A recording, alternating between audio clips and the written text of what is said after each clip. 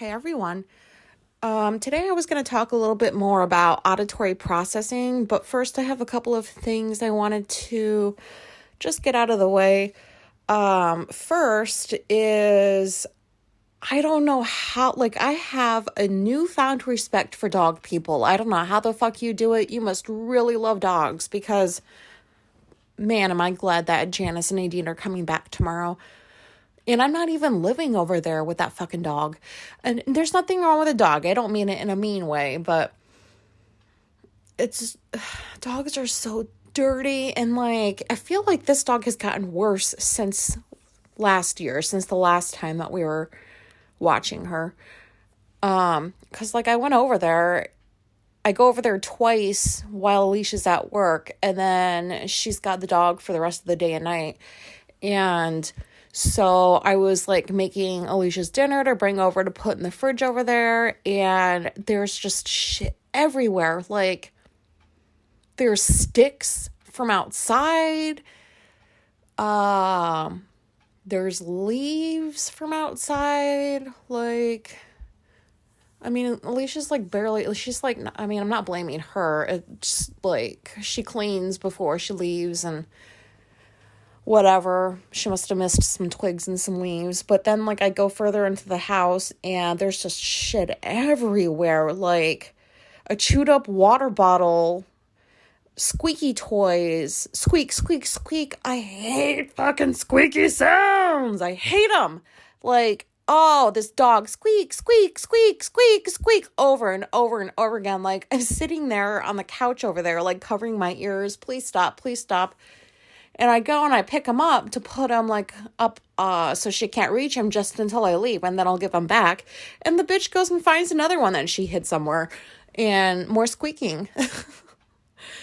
So I let her out, and I feel I'm just tiptoeing around, looking at the mess, and I'm this is gross. There's just, this dog has toys everywhere. I don't know. And then, so she comes up to the back, so I let her back in, and she brings more sticks and leaves. They're just stuck to her fur because it was a little bit wet outside from some rain. And she's a schnauzer, so they've got some fur where shit can get stuck easily. And do you think that I picked it out for her, the twigs and the leaves? And no, I did not.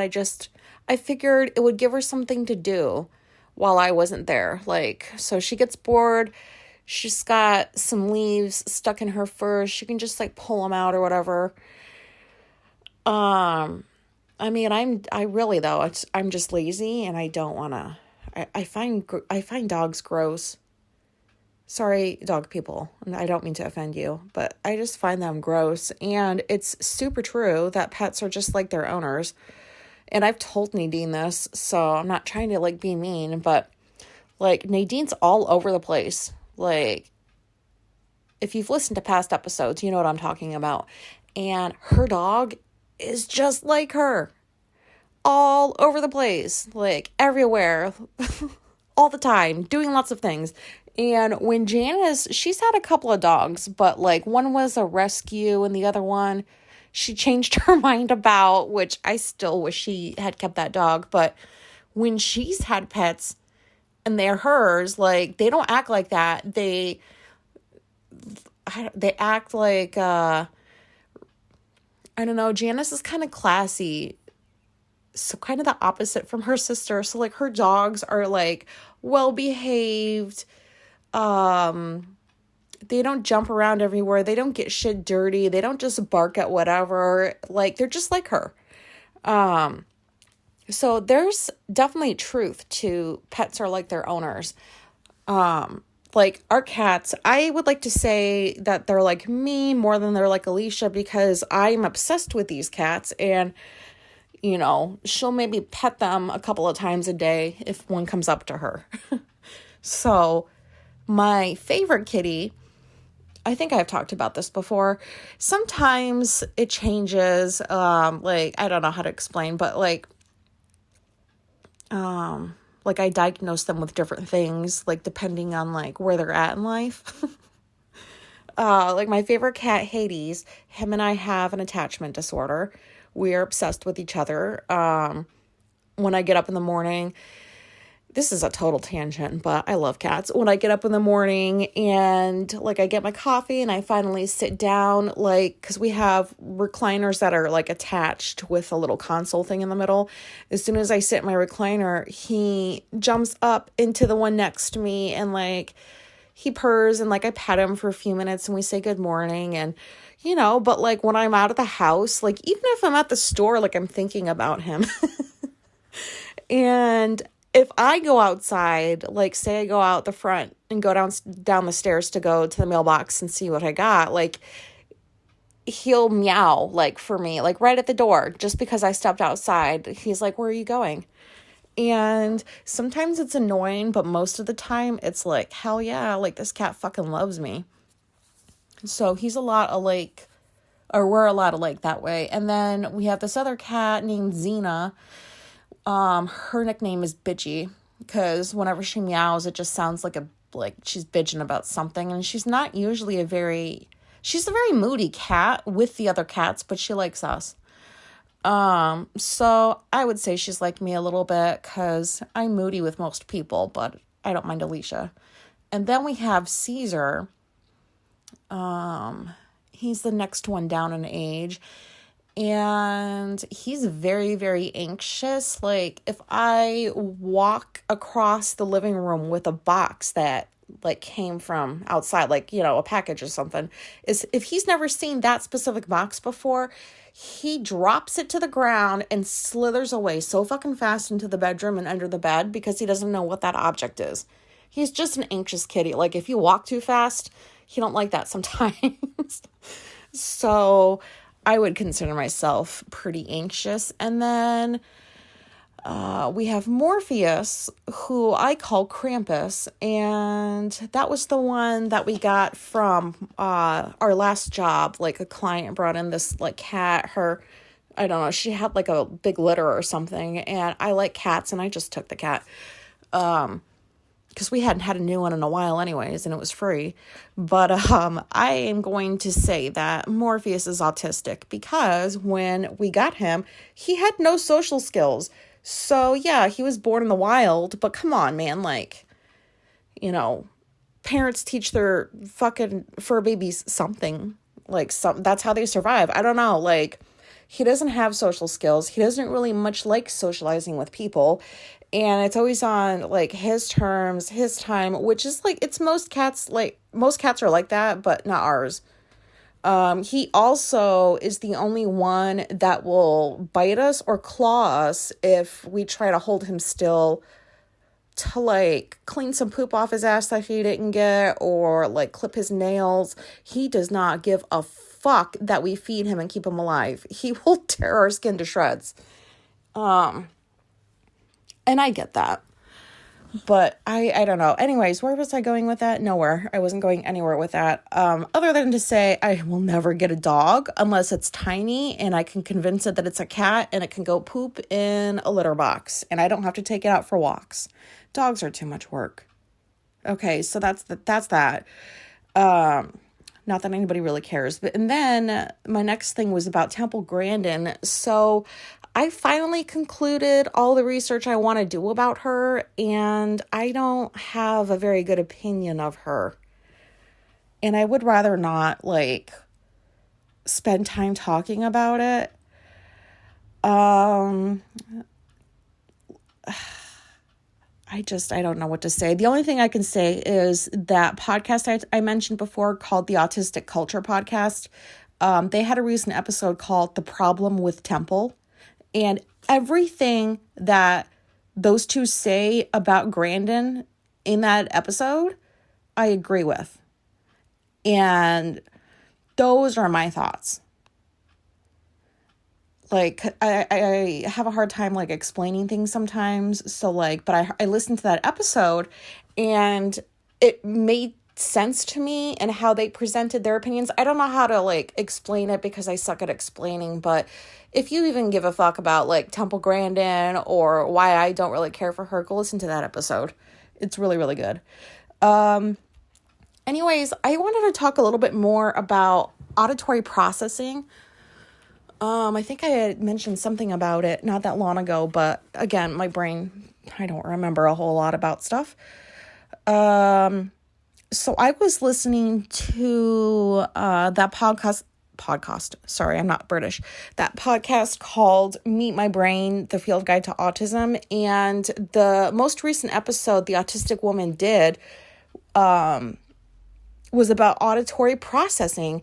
And she does really good research. And I like her episodes because, like, she finds things to share that, like, I haven't found through my research. And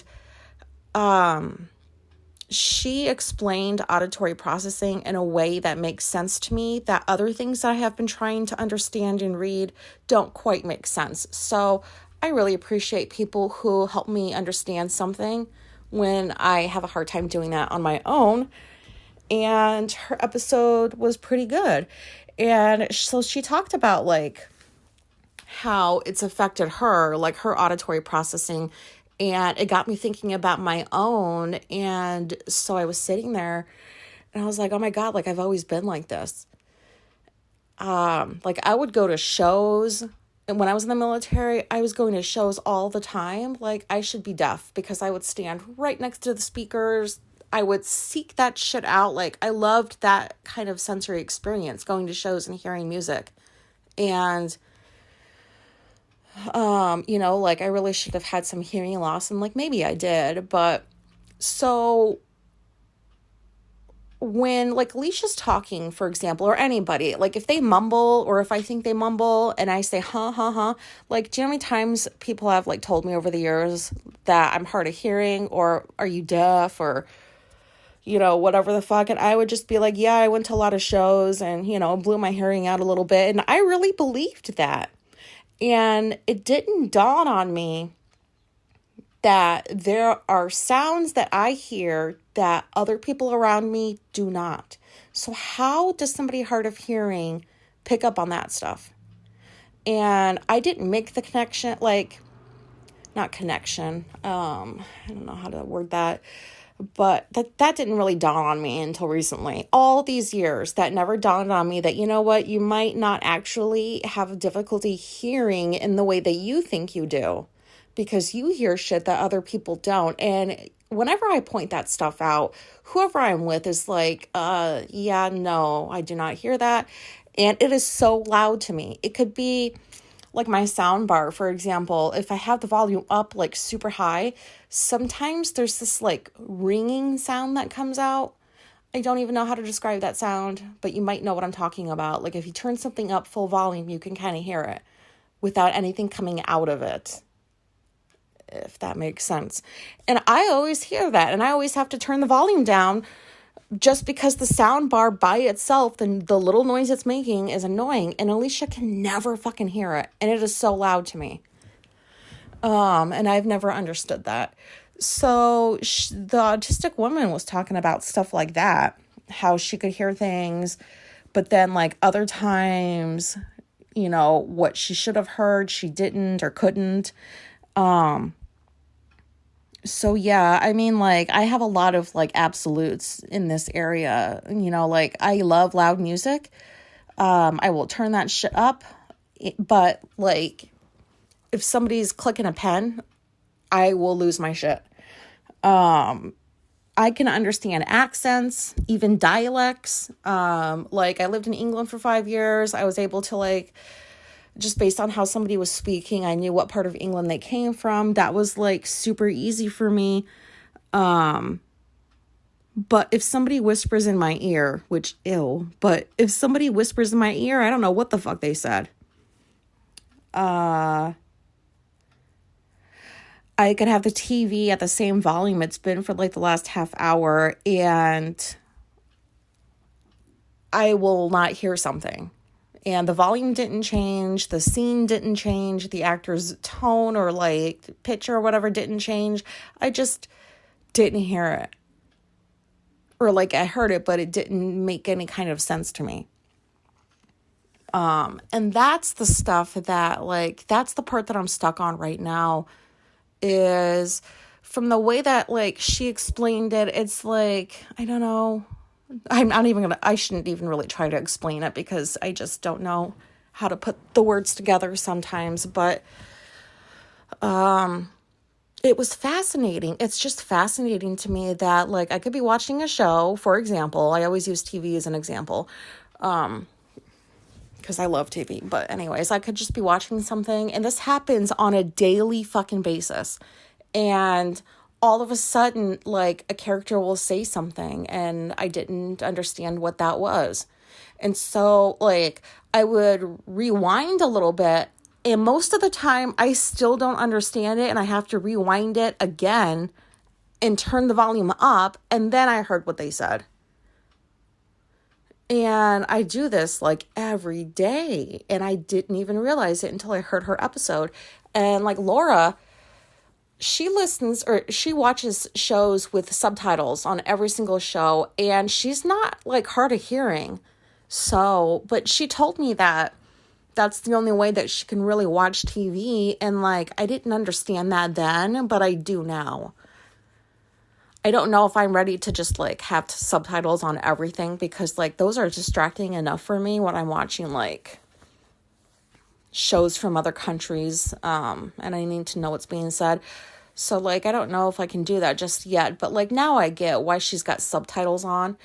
And I just think it's so fascinating that like things can come into your ears and go to your brain and unscramble and make sense. But then sometimes a wire gets crossed or something. How's that possible? I think I'm gonna think about this for a very long time. And I'm not talking about like today, like I'm just gonna sit here and think about it for hours. But like, you know how like when you discover something new or you think of something in a different way that you haven't before, that's like, it kind of takes up a lot of space in your brain for quite a while, for days, weeks sometimes, until you like have as good of an understanding about that thing as you want to have, or you feel like you have, if that makes sense. But yeah, so like, and you know what's cool, not cool, but kind of funny, is Alicia, she does talks like quietly. I view her as like a mumbler. Like, she does not talk with animation in her voice like I do. She doesn't talk loud. She's just pretty monotone. And so like there's so many times she'll say something and I'll be like, huh, what'd you say? And she'll make fun of me for it, or she'll be like, are you deaf? Or, you know, like not making fun of deaf people, but you know what I mean. And I'm like, no, like you're mumbling. And now I told her yesterday, I was like, guess what? You can't say that to me anymore, because I have auditory processing issues. So if you say stuff like that, technically you're making fun of me, and that's not cool. Oh my God, that's such bullshit. But, sometimes I like doing that. Like, you know what? You can't say this anymore because autism explains it away. So, hey, it's autism. What can I say? I can't help it. But anyways, it's just cool that I figured this out. And that episode that the autistic woman did was super helpful in helping me like understand this a lot better. So, if you guys have any like auditory processing issues, like along the same lines or like maybe differently in your own ways, I'd love to hear about it. Like, what kind of things like do you have to deal with on a day-to-day basis when it comes to hearing? But anyways, that's all I've got for today. Thank you for listening, and I hope this was relatable, and goodbye.